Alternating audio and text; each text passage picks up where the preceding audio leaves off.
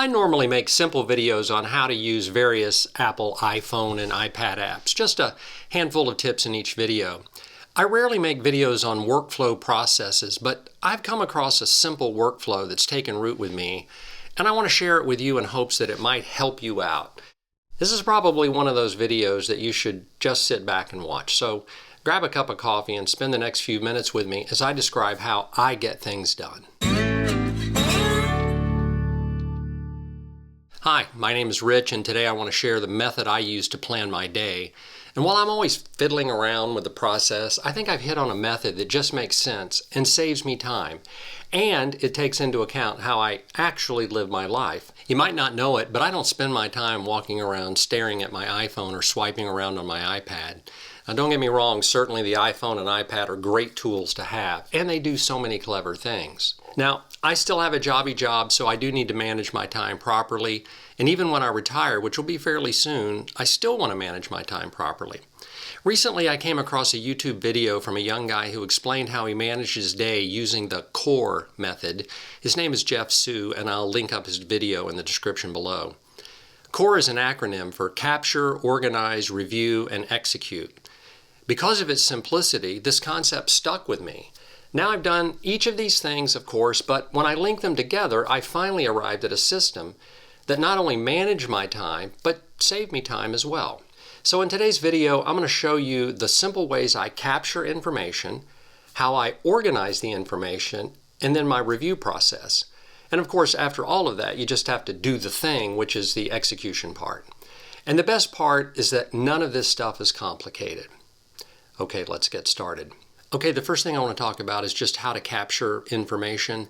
I have 4 primary sources of information that, for me, I have lots of other sources, but 4 primary ones, and that's email, notes, messages, and then just an old-fashioned notebook. Believe it or not, I like, opening up my notebook when I'm on the phone at work and just taking some notes. And I write things down and they just end up on a piece of paper. Usually I'll put the date or something on the note, just so I know when I actually did it. That's up at the top. But in any event, it's just some handwritten notes. So that's one way I capture information. Another way I capture information is with notes, and that's usually with my iPhone. If I open up my iPhone, I actually have here on my lock screen the little Quick Note app. If I press and hold it, I can just get to a quick note like that, and I can just quickly take a note. That's if I'm on my lock screen. But if I'm on my home screen like this, I can just tap and hold, tap on New Note, and then I can just start typing away.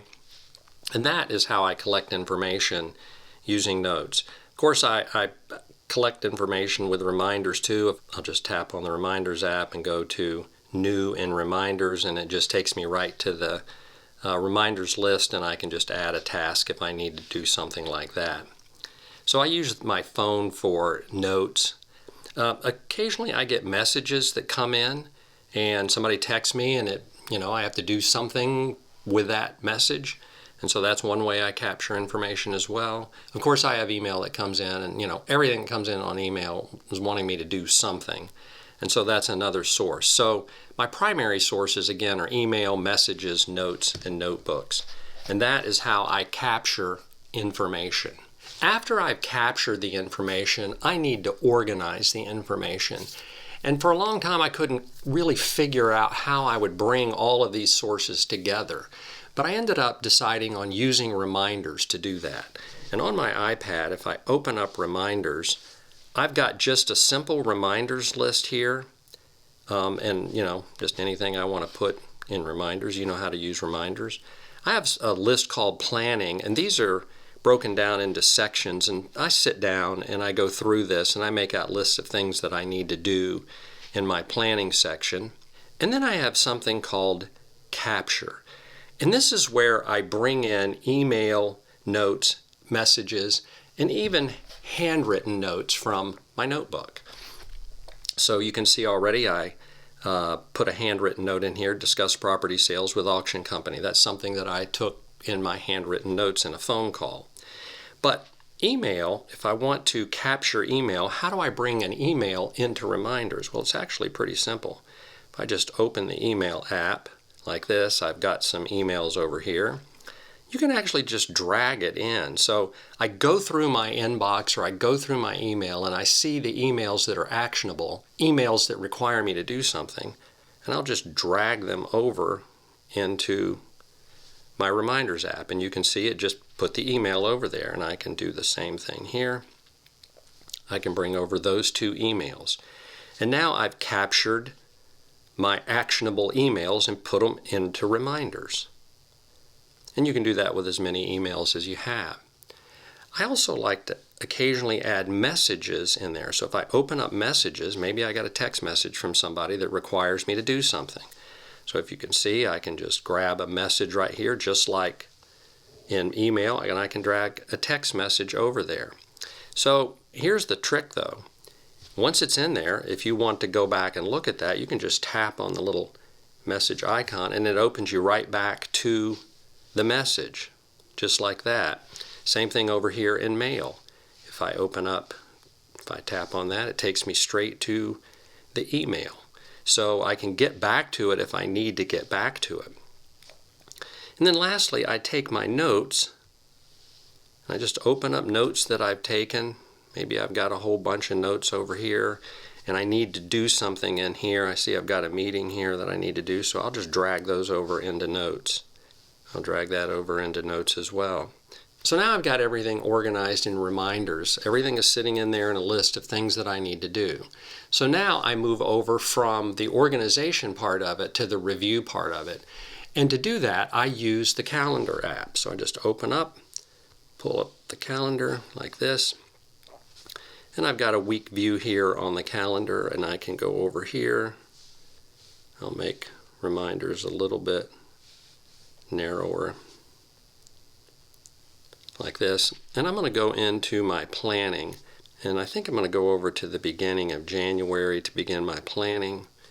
And let's see, I've got a dental appointment I need to organize. So now I'm looking at the times of the day here, and I think in the morning on Monday the 5th I'll call my dentist to get an appointment. So I'm just going to drag that over and I'm going to put it right there on Monday. And now you see that it just disappeared. Why did it do that? Let's try it again. I'll drag it over again to Monday at 9, and just like that, it disappears. So that's some kind of glitch with the Apple calendar. If you go to Day View and you go to Monday the 5th and you want to drag it in, you can. You can put it right there. Now it starts an event. You just tap on the little check mark and you're done. And now you've got that in your calendar. But for me, I like to look at the week view as I organize stuff so I can plan out my entire week, and I can't really do that with the Apple calendar unless I do it day by day. So I've actually bought another calendar, and it's called Fantastical. And if I open up Fantastical and bring it in, and I scroll over, it looks a lot like the Apple calendar. I'll go over to here, and you can see it already had the dental appointment I put there. But now I've got a week view. I've got Monday through Friday right there. And I can grab another thing over here, and I've got to do this. I'm going to do this on Tuesday. And now I can just click Add. Once I've added it to the calendar like this, I then check it off. So that one's done. Set dental appointment is done. And now that's finished, and it's on my calendar. And they don't get checked off in Reminders until they're on the calendar. So now I can go into maybe my capture here, and I've got a meeting with Jack. We'll just do this on Thursday. So I'm going to drag that over as well. And I'm going to put that at 11 a.m. And I'll click Add. And so now my meeting with Jack is there. Calendar wants to keep jumping back to today. And then I need to discuss this property sale auction. I'm going to take Jack out of here because he's on the calendar. And now I'm going to take my handwritten note and I'm going to pull it over also onto Monday at, let's say, 1 o'clock. I'll click Add. And now I've got it on there. Now I've got my calendar all set for the week, and I can take that out of there. So now I've used reminders to organize my stuff, and then I've used my calendar to review and schedule the stuff. So now I've kind of put it all together. So the only remaining piece to do is to actually do the thing. And so on Monday, I'll set a dental appointment and I'll discuss the property sales with the auction company that afternoon. And I'll check on Medigap policies, and I'll have a meeting with Jack on Thursday. And now I've got everything organized on the calendar. I have my Fantastical calendar syncing with my Apple calendar, which I like to use. So on my phone I can just pull it up, and now I've got everything that I need to do right here. I can go into a list, and everything I've scheduled out is here. There's price the Medigap policies, discuss property sales, auctions, and that kind of stuff, and it's on my phone. And so that's just a simple method to capture, organize, review, and then execute. And so far, this process has stuck with me. And I think if you give it a shot, it may stick with you too. So that's my method for planning out my days. I've not been using this workflow for too long, so I'll report back if it ends up dying on the vine. My hope for this short video is that it spurs you to thinking about the best way to plan your day. And who knows, maybe some of these tips will work for you. Okay, that's it for today. Thanks so much for watching, and I'll see you in the next video.